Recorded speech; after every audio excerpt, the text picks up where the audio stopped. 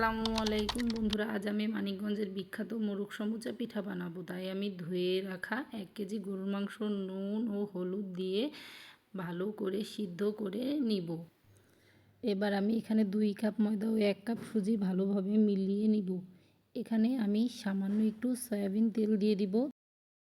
এখন সুন্দর সফট একটি ডো বানিয়ে নিয়ে ডোটি কিছুক্ষণের জন্য রেস্টে দিয়ে দিব। তারপর একটা ফ্রাইং প্যানে কিছুটা পেঁয়াজ ও কাঁচামরিচ নিয়ে সুন্দর করে ভাজা করব।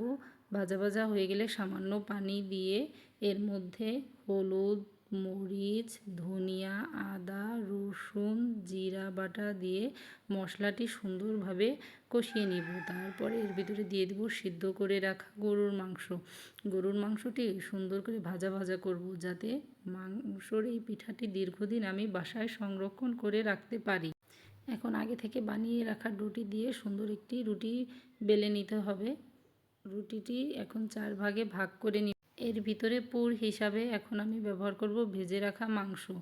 এটিকে সুন্দরভাবে দিয়ে চারপাশটা আটকে দিতে হবে পানি দিয়ে, তা না হলে পিঠাটি তেলের মধ্যে খুলে যেতে পারে।